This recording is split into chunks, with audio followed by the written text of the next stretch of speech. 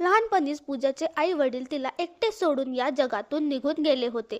तेव्हापासून पूजा तिचे मामा मनोहर मामा यांच्या घरी त्यांच्यासोबत राहत होती आणि आज या गोष्टीला 15 वर्ष पूर्ण झाली होती.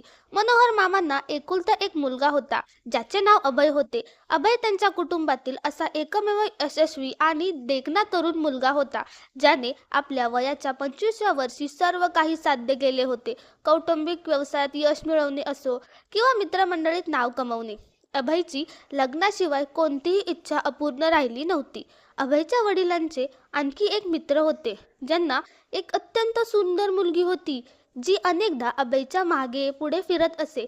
अभयच्या वडिलांनी त्याला आधीच सांगून ठेवले होते की त्याने कितीही गर्लफ्रेंड्स बनवल्या तरी लग्न मात्र त्याला वडिलांच्या मित्राच्या मुलीशीच करावे लागेल.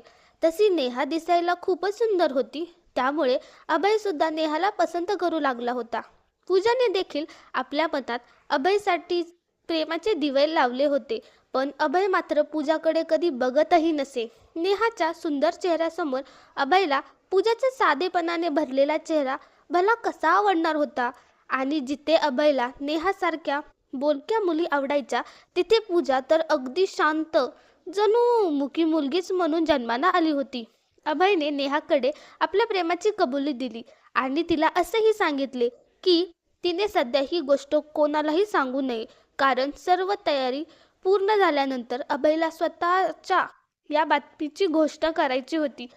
एके दिवशी अभय आणि त्याच्या कुटुंबाला एका जवळच्या नातेवाईकाच्या लग्नासाठी दुसऱ्या शहरात जायचे होते. अभय आपली कार घेऊन निघालाच होता की तेवढ्यात त्याच्या वडिलांचा फोन आला आणि ते सांगू लागले की पूजा घरी एकटीच राहिली आहे आणि ते लोक रस्त्यात खूप पुढे निघून गेले आहेत. जर अभय कुठे आसपास असेल तर त्याने पूजालाही सोबत घेऊन यावे. अभयला पूजाचा खूप राग आला आणि तो रागात पुटपुटला, या मूर्ख मुलीकडून दुसरी काय अपेक्षा करू शकतो. जेव्हा घरचे सर्व गाडीत बसत होते तेव्हा ही काय झोपली होती का, की जरी एकटी राहिली. अभय आपल्या घराच्या जवळच होता आणि तो पूजाला एकटेही सोडू शकत नव्हता. म्हणून तो परत घरी आला आणि त्याने पूजाला सोबत घेतले.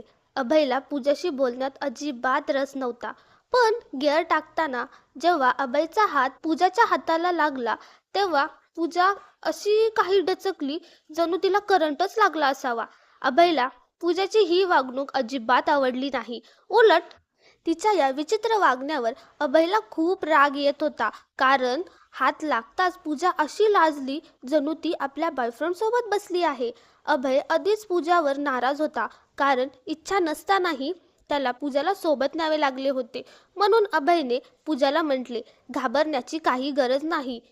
मला तुला स्पर्श करण्याचा कोणताही छंद नाही आणि तू काही मिसवड नाहीस की मी तुला स्पर्श करण्याचे निमित्त शोधत फिरेन. उलट मी तर म्हणतो की तू सुद्धा तुझ्या मनातून माझ्याबद्दलच्या सर्व आशा काढून टाकल्या पाहिजेत, कारण मी माझ्यासाठी दुसऱ्या मुलीला पसंत केले आहे आणि मी लवकरच तिच्याशी लग्न करणार आहे. त्यामुळे तू इतर मुलीप्रमाणे माझी स्वप्न पाहणे बंद कर. पूजाकडे पाहून अभयला आश्चर्य वाटले, कारण पूजाने त्याच्याकडे अशा नजरेने पाहिले जणू अभयने तिला जीवे मारण्याचा आदेशच दिला असावा. अभय पूजाला म्हणाला, जी स्त्री पुरुषाची प्रत्येक नजर ओळखते तसंच पुरुषही लगेच समजतो की स्त्री त्याच्याकडे कोणत्या उद्देशाने पाहत आहे. मला तर पहिल्या दिवसापासून तुझ्या उद्देशाबद्दल माहीत होते, पण आता मला वाटते की तूही ही गोष्ट इथेच संपवावी. स्वप्ने पाहण्यापूर्वी माणसाने एकदा स्वतःला आरशात बघितलं पाहिजे. आधी जाऊन स्वतःला आरशात नीट बघून घे, त्यानंतरच तुझ्या मनात माझ्यासाठी स्वप्ने सजव. आज अभयने मोठ्या निर्दयीपणे पूजाची सर्व स्वप्ने एका क्षणात चिरडून टाकली होती. आणि आश्चर्याची गोष्ट म्हणजे अभयला माहीत असूनही की पूजा त्याला पसंत करते, तो तिच्याकडे बघतही नसे. खरं तर या 15 वर्षात अभयने पूजाला कधी हाय हल्लो सुद्धा म्हटले नव्हते. पूजा घरात इकडे तिकडे फिरत असे आणि अभयची आई तिच्याकडून घरची सर्व कामे करून घेत असे, पण अभय कधी तिच्याकडे पाहतही नसे. पण आज रागाच्या भरात अभय पहिल्यांदा पूजाशी बोलला आणि ते सुद्धा अशा प्रकारे की पूजाच्या मनाचे तुकडे तुकडे झाले. पण नंतर अभयने विचार केला की चला, चांगलेच झाले. आता पूजाच्या मनात त्याच्याबद्दल कोणतीही आशा राहणार नाही आणि ती या गोष्टीवरून कधीही तमाशा करणार नाही. खरं तर अभयला माहिती होते की पूजा तमाशा करण्याची हिंमत नव्हतीच, कारण ती या जगातील सर्वात भित्री मुलगी होती. अभयचे बोलणे ऐकून पूजा स्वतःवर ताबा ठेवू शकली नाही आणि रडू लागली. पण अभयला तिच्या रडण्याची जराही पर्वा नव्हती. अभयला वाटायचे की तो श्रीमंत आहे, खूप देखणा आहे आणि आई वडिलांचा एकुलता एक मुलगा आहे, म्हणूनच सर्व मुली त्याच्या मागे लागतात. त्या मुलींना वाटते की अभयशी लग्न झाले तर त्यांना सर्व काही मिळेल आणि त्यांचे आयुष्य सुधारेल. नेहाच्या बाबतीतही अभयला माहिती होते की कदाचित नेहा सुद्धा याच कारणामुळे त्याच्याशी लग्न करू इच्छित होती. पण तरीही अभय नेहाशी लग्न करण्यास तयार होता, कारण ती खूप सुंदर होती. अभय आणि नेहा दोघेही आपापल्या स्वार्थासाठी एकमेकांशी लग्न करू इच्छित होते, कारण अभयशी लग्न करून नेहाला सर्व ऐशोआराम मिळणार होते, तर नेहाच्या रूपात अभयला एक अत्यंत सुंदर पत्नी मिळणार होती. पुरुषाची सर्वात मोठी इच्छा हीच असते की त्याची पत्नी जगातील सर्वात सुंदर मुलगी असावी. अभय कारच्या आरशात स्वतःला बघत आपल्या सौंदर्याचे कौतुक करत होता की देवाने खरंच त्याला इतके सुंदर बनवले आहे की कोणतीही मुलगी त्याच्याशी लग्नाचे स्वप्न पाहू शकते. अशात जर पूजा मनातल्या मनात त्यांची स्वप्ने पाहू लागली होती तर त्यात तिची काहीच चूक नव्हती, कारण अभय होताच तितका देखणा. अभयला आपल्या या गुणवत्तेची जाणीव होती, म्हणूनच कदाचित त्याच्यात थोडा गर्वही आला होता आणि याच गर्वामुळे तो साध्या सुध्या मुलीकडे पाहतही नसे. अभय अजूनही आरशात बघण्यात व्यस्त होता, पण कदाचित देवाला त्याचा हा गर्व आवडला नाही आणि अचानक अभयने पाहिले की एक ट्रक बेकाबू होऊन त्याच्या कारच्या दिशेने येत आहे. त्या ट्रकने अभयच्या कारला अशी धडक दिली की कार फरफटत जाऊन एका झाडाला आदळली आणि उलटली. जेव्हा अभयला शुद्ध आली तेव्हा या अपघाताला पूर्ण 1 आठवडा उलटला होता. अभय अजूनही रुग्णालयातच होता आणि त्याला पूजानेच तिथे आणले होते. पूजालाही बरीच दुखापत झाली होती, पण ती आता ठीक होती. अभयच्या चेहऱ्यावर पट्टी बांधलेली होती आणि यावेळी रुग्णालयात फक्त त्याचे आई वडील आणि पूजा होती. जेव्हा अभयच्या चेहऱ्यावरून पट्टी हटवण्यात आली तेव्हा त्याला सांगण्यात आले की या अपघातात त्याचा अर्धा चेहरा वाईट रीतीने खराब झाला आहे. अभयचे दोन्ही डोळे ठीक होते, पण अर्धा चेहरा खूपच विद्रूप झाला होता. डॉक्टरांनी सांगितले होते की अभयवर शस्त्रक्रिया करण्यासाठी किमान 3 वर्ष वाट पाहावी लागेल आणि शस्त्रक्रिया झाली तरी चेहरा पूर्वीसारखा होणार नाही, त्यावर खुणा राहतीलच. अभय घरी तर आला, पण आता त्याने कोणत्याही उपचाराला नकार दिला होता. अभयला या गोष्टीचे आश्चर्य वाटत होते की वडिलांच्या मित्राची मुलगी नेहा, जी नेहमी त्याच्या मागे पुढे असायची, ती आता 10-12 दिवसात एकदाही त्याला भेटायलाही आली नव्हती.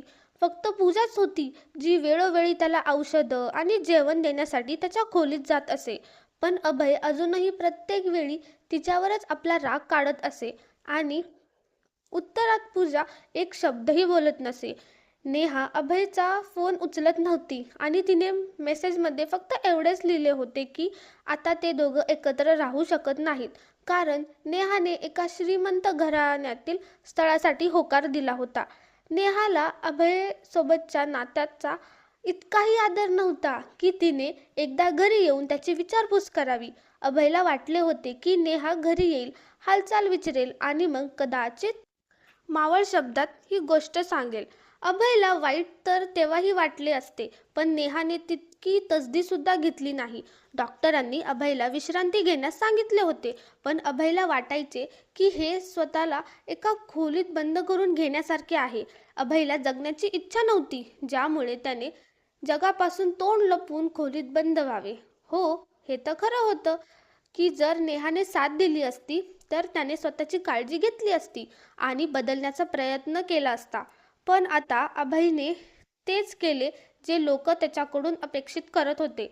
अभय पूर्णपणे तुटला होता आणि त्याने कामावर जाणे बंद केले. तो दिवसभर खोलीत बंद राही आणि कोणाचीही पर्वा करत नसे.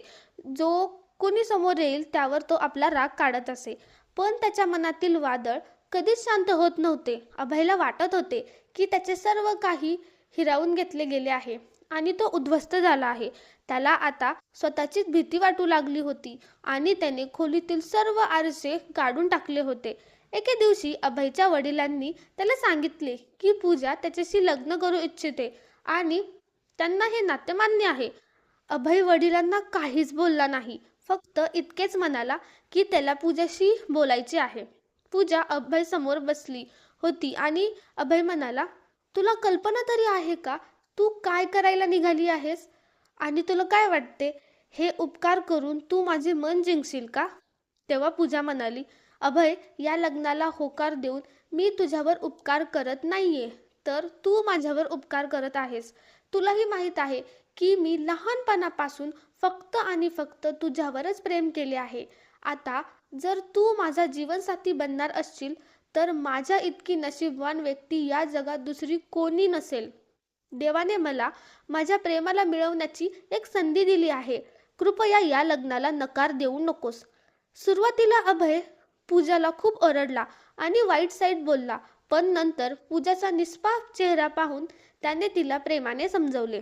बघ पूजा, मी ना माझ्या आई वडिलांना कधी तुझी पर्वा केली नाही. आज आम्हा सर्वांना तुझी गरज आहे म्हणून ते लोक तुला इतके महत्त्व देत आहेत.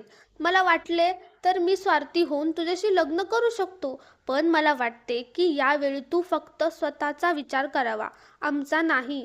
त्यानंतर पूजाने जे उत्तर दिले ते ऐकून अभय थक्क झाला.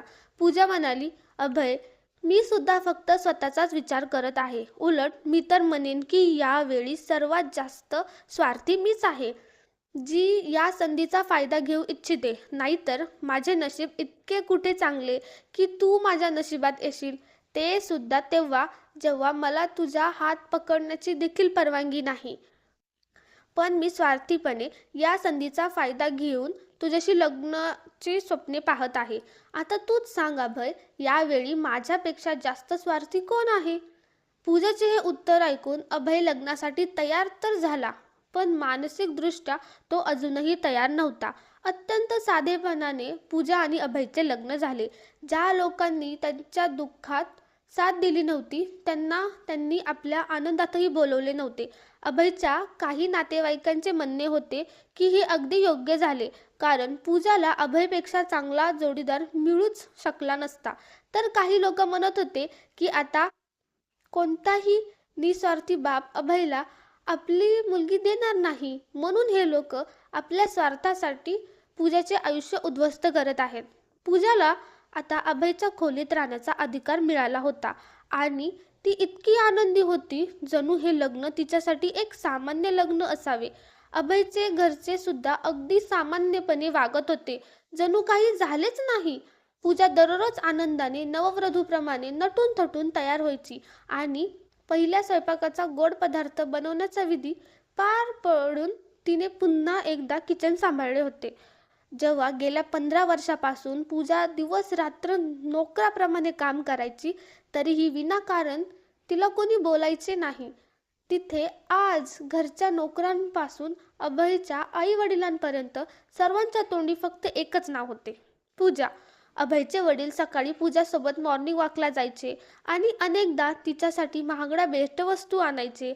अभयची आई तर प्रत्येक वेळी शॉपिंगला तिला सोबतच घेऊन जायची. लग्नाची भेट म्हणून अभयच्या वडिलांनी अभय आणि पूजासाठी महिनाभर शिमल्यात राहण्याची सोय केली होती. पण अभय शिमल्याला जाण्यास अजिबात तयार नव्हता.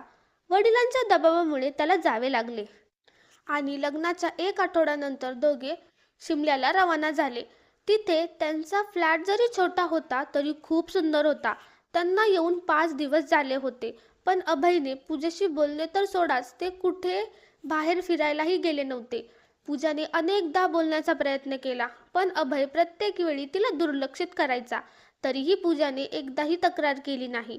लग्नाच्या रात्री सुद्धा अभय सोफ्यावर जाऊन झोपला होता आणि त्यानंतर पूजा स्वतःच जाऊन सोफ्यावर झोपू लागली. शिमल्यात घालवलेले दिवस असेच विनासंवाद जात होते. घरी असताना माणसे जास्त असल्याने वेळ कसा जायचा कळायचेच नाही. पण इथे दोघंच असल्याने वेळ काढणे कठीण होत होते. एकदा अंधारात अभयला पाहून पूजा घाबरली होती. खरं तर ती घाबरली नव्हती, डचकली होती. पण अभयने तिला टोमणा मारला की ती त्याचा भयानक चेहरा पाहून घाबरली आहे. अभयच्या अशा बोलण्यामुळे पूजा रात्रभर रडत असे. पण काळानुसार अभय इतका कठोर झाला होता की त्याला या गोष्टीची जाणीवही होत नसे. तरीही अभयला जाणवले होते की पूजा अजूनही त्याच्याकडे तशाच नजरेने पाहते, जणू त्याचा अपघात झालाच नसावा. पूजा अनेकदा अभयच्या जवळ जाण्याचा प्रयत्न करायची आणि हा तिचा हक्कही होता. पण अभयने आजपर्यंत तिला तो हक्क दिला नव्हता.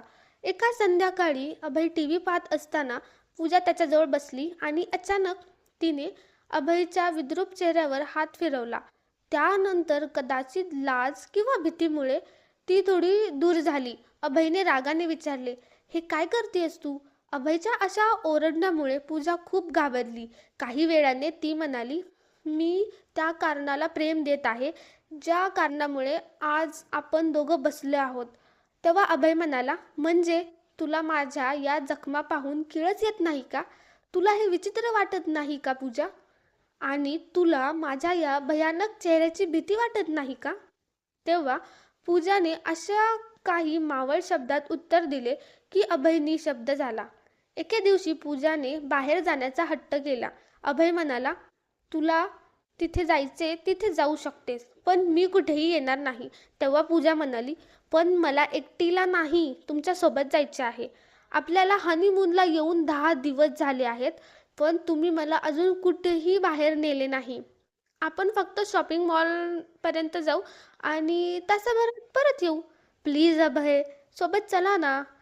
आज पूजा अभयसमोर पत्नीप्रमाणे हट्ट करू लागली होती, जणू सर्व काही नॉर्मल असावे. पूजा कदाचित स्वतःला सामान्य ठेवून अभयला हे पटवून देऊ इच्छित होती की अजून काहीही बिघडलेलं नाही. अभयचा इतका कोरडेपणा सहन करूनही पूजा हे सर्व कशी करायची हे देवालाच ठाऊक. पूजा रात्री देवासमोर बसून रडायची आणि दररोज अभयसाठी प्रार्थनाही करायची. पण अभय पूजाला एका क्षणाचीही शांतता लाभू देत नसे. तो सतत तिला कडू बोल सुनवत राहायचा, कारण अभयला तिला जाणीव करून द्यायची होती की आयुष्यभर त्याच्या सोबत राहून तिला काहीच मिळणार नाही. अभयला वाटायचे की पूजाने त्याच्यापासून वेगळे व्हावे आणि दुसऱ्या कोणाशी लग्न करावे.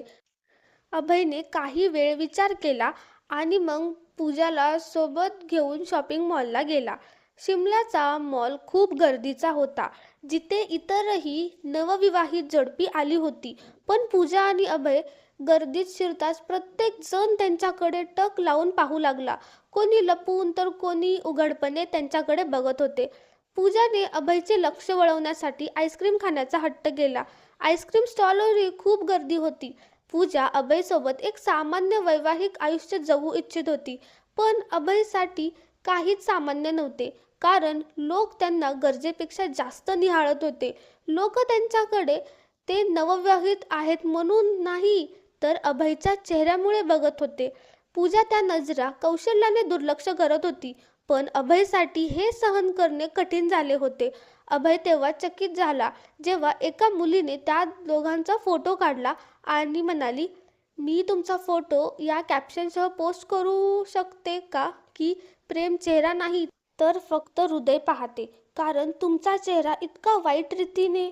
ती मुलगी पुढे काही बोलण्यापूर्वीच पूजाने तिला टोकले आणि सुनावले, "म्हणजे तुला आमचा तमाशा बनवायचा आहे का? मी मानते की ज्यांची विचारसरणी चांगली असेल ते चांगले बोलतील, पण सोशल मीडियावर बहुतेक लोक इतरांची थट्टाच करतात. तुला लाज वाटली पाहिजे की पोस्ट करण्यासाठी तुला दुसरे काही मिळाले नाही तर तू आमचा फोटो वापरतेस." पूजाच्या त्या मुलीवर ओरडण्यामुळे जे लोक पाहत नव्हते ते देखील त्यांच्याकडे पाहू लागले.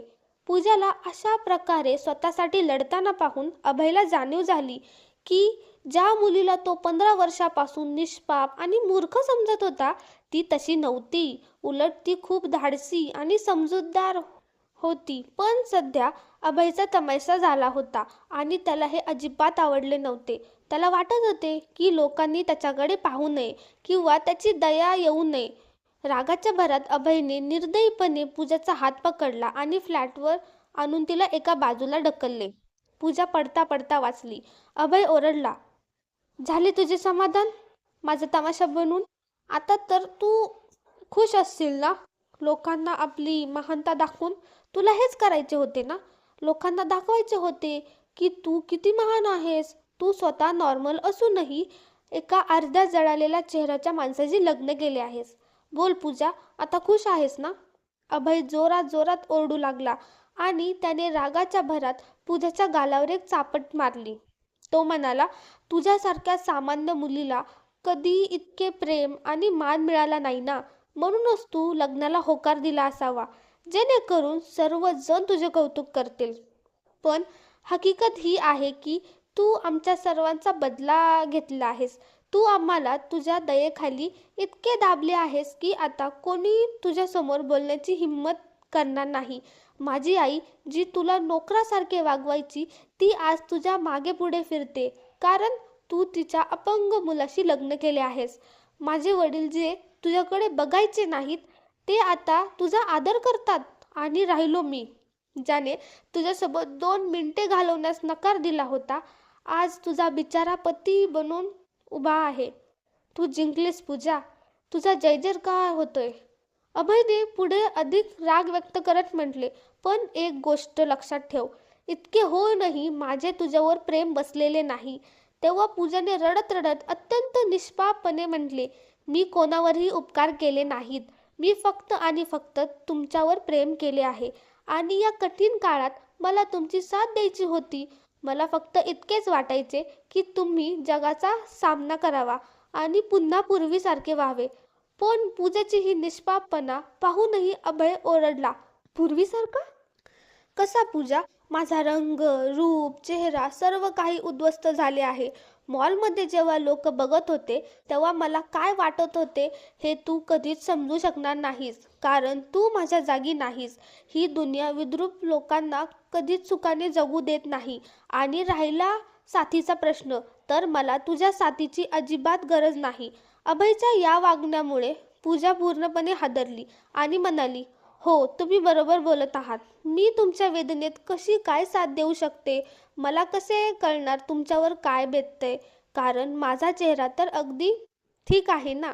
पूजा रडत तिथून निघून गेली. दुसऱ्या दिवशी दोघे घरी परतले. पूजाच्या चेहऱ्यावर उमटलेल्या अभयच्या बोटांच्या ठस्यांनी घरच्यांना सर्व काही सांगून दिले होते. अभयचे आई वडील आज पूजाच्या बाजूने उभे होते. त्यांनी अभयला खूप खडे बोल सुनावले. या बिचाऱ्या मुलीने सर्व काही माहीत असूनही तुझ्याशी लग्न केले आणि तू तिच्याशी असे वागतोयस. ही तीच मुलगी आहे जिने तुझा जीव वाचवला, पण तुला तिच्या चांगुलपणाची कदर नाही. ज्या गोष्टी अभयला विषयासारख्या वाटायच्या त्या त्याला वारंवार ऐकवल्या गेल्या. अभयने पूजाला आपल्या खोलीतून बाहेर काढले होते. आठवडाभर शांत डोक्याने विचार केल्यानंतर तो या निर्णयावर पोहोचला की त्याने पूजाला घटस्फोट द्यावा. जरी हा निर्णय अभयचाच होता तरी त्याला पूजाची संमती हवी होती. त्याला वाटले की पूजाने कुटुंबासाठी इतके चांगले केले आहे, तर त्यानेही स्वार्थी न होता तिला मुक्त करावे. अभय आणि पूजाच्या लग्नाबद्दल जास्त लोकांना माहीत नव्हते, त्यामुळे घटस्फोटानंतर ती पुन्हा तिचे आयुष्य सुरू करू शकत होती. अभयने आई वडिलांना स्पष्ट सांगितले की मला पूजाला घटस्फोट देऊन मुक्त करायचे आहे. तुम्ही तिच्यासाठी एखादे चांगले स्थळ शोधा आणि तिला मुलगी मानून तिचे कन्यादान करा, जेणेकरून ती सुखी राहील. जर आजही आपण स्वार्थी झालो तर उद्या देवाघरी तिच्या आई वडिलांना काय तोंड दाखवू? सुरुवातीला अभयचे आई वडील तयार नव्हते, कारण त्यांना माहिती होते की पूजानंतर अभयच्या आयुष्यात दुसरी कोणीही मुलगी येणार नाही.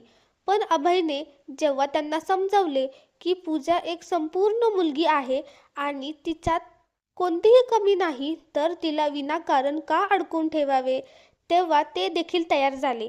त्यांना आपली चूक सुधारून पूजाला सन्मानाने निरोप द्यायचा होता. हीच गोष्ट करण्यासाठी जेव्हा ते पूजाच्या खोलीत गेले तेव्हा ती खिडकीकडे तोंड करून चंद्राकडे पाहत उभी होती.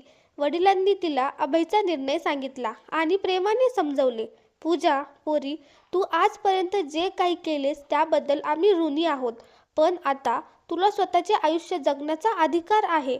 अभय पूर्वीसारखा राहिला नाही, त्याला कोणासोबत राहायचे नाहीये. आम्हाला माफ कर, आम्ही तुझ्यावर खूप ओझे टाकले. आजपासून तू आमची मुलगी आहेस आणि आम्ही तुझे कन्यादान करू. पूजा सर्वांचे बोलणे ऐकत होती, पण वळून पाहत नव्हती. जेव्हा अभयच्या आई वडिलांनी तिला हाक मारली आणि पूजा त्यांच्याकडे वळाली, तेव्हा सर्वांच्या पायाखालची जमीनच सरकली. तिथे उभे असलेले सर्वजण ओरडले आणि अभयची आई तर बेशुद्धच पडली. तो देखावा इतका असह्य होता की कोणी स्वतःवर इतका मोठा अन्याय कसा करू शकतो. जे काही पूजानी स्वतःसोबत केले होते ते पाहून अभय हादरला होता, पण त्या वेदनेतूनही पूजाच्या चेहऱ्यावर जे हसू होतं त्याने अभय अधिकच थक्क झाला. अभय ओरडला, हे काय केलंस तू पूजा? पूजा वेदनेने तडफडत होती. तिचा अर्धा चेहरा ॲसिडने जळून विद्रूप झाला होता. तिने स्वतःचा चेहरा अगदी तसाच बनवून घेतला होता जसा नियतीने अभयचा बनवला होता. कदाचित तिने त्यांचे बोलणे आधीच ऐकले होते. पूजाचे पाऊल लटपटू लागले आणि ती पडणारच होती की अभयने धावत जाऊन तिला सावरले. पूजा अर्धवट शुद्धीत म्हणाली, अभय, आता तर तुम्ही मला घटस्फोट देणार नाही ना? आता तर मला स्वतःपासून दूर करणार नाही ना? बघा, आता मी अगदी तुमच्यासारखीच झाली आहे. तुम्ही म्हणायचात ना की तुमच्या वेदना कोणालाच कळणार नाहीत, पण आता मला त्या वेदनांची जाणीव झाली आहे. आता मलाही तुमची गरज आहे. आपण दोघे आता एकसारखे झालो आहोत. आता तरी मला सोडू नका. पूजाचे बोलणे ऐकून सर्वांचे डोळे भरून आले. पूजा अभयच्या खुशीत बेशुद्ध झाली आणि अभय तिला घेऊन रुग्णालयाकडे धावला. देवाची कृपा की पूजाचा जीव वाचला. जेव्हा जखमा भरल्या तेव्हा अभय तिला घरी घेऊन आला. आता तो तिची खूप काळजी घेत होता. डॉक्टरांनी सांगितले होते तिचा चेहरा आता पूर्वीसारखा कधीच होऊ शकणार नाही. हे ऐकून अभयच्या डोळ्यात पाणी आले. त्याने पूजाला विचारले, का केलेस तू हे? मी या वेदनेतून गेलो आहे. लोकांच्या नजरा कशा काळजाला आरपार जातात हे मला माहीत आहे. मग तू स्वतःला माझ्यासारखे का केलेस? पूजाने त्याचे हात आपल्या हातात घेतले आणि म्हणाली, जेणेकरून आपण दोघे मिळून या जगाचा सामना करू शकू. आता आपण दोघे सारखेच आहोत तर एकमेकांना आधार बनू शकतो. मला दुसऱ्या कशाचेही दुःख नाही. मला फक्त तुमची साथ हवी होती. आज अभयने पहिल्यांदा पूजाला प्रेमाने जवळ घेतले आणि विचार केला की आजच्या काळात कोणी कोणावर इतके प्रेम कसे करू शकते. आज पूजाला पाहून त्याची खात्री पटली की प्रेम चेहरा नाही तर हृदय पाहते. पूजाने स्वतःला विद्रूप करून हे सिद्ध केले होते की तिने अभयशी लग्न फक्त प्रेमापोटी केले होते, उपकार म्हणून नाही. आज या गोष्टीला 3 वर्ष झाली होती. डॉक्टरांच्या मते आता अभयची सर्जरी होऊ शकत होती आणि 99% तो पूर्वीसारखा दिसू शकला असता. पण अभयने शस्त्रक्रियेला नकार दिला कारण पूजाचा चेहरा आता कधीच सुधरू शकणार नव्हता. अभयला तिला त्या वेदनेत एकटे सोडायचे नव्हते जे त्याने स्वतः अनुभवले होते. आता अभय पूजाला नवीन ठिकाणी फिरायला नेतो. दोघे एकत्र शॉपिंग करतात, जेवतात. आजही लोक त्यांच्याकडे बघतात. काही जण फोटो काढतात तर काही जण कुजबुजतात. पण आता त्या दोघांना कशाचाही फरक पडत नाही कारण ते एकमेकांसोबत आनंदी आहेत. चेहऱ्यावर केलेले प्रेम तात्पुरते असते, पण हृदयाचे प्रेम कायमचे असते. अभयला हे समजायला वेळ लागला, पण आता त्याच्या मनात कोणतीही तक्रार नाही. जरी त्यांचे चेहरे अर्धे असले तरी त्यांच्या त्या अधुऱ्या चेहऱ्यांनी मिळून त्यांचे प्रेम पूर्ण केले आहे, जे अत्यंत सुंदर आहे. मित्रांनो, आशा आहे की तुम्हाला ही कथा आवडली असेल. जर कथा आवडली असेल तर व्हिडिओला लाईक करा. चॅनलवर नवीन असाल तर सबस्क्राईब करा. कथा शेवटपर्यंत वाचल्याबद्दल खूप खूप धन्यवाद. Thanks for watching.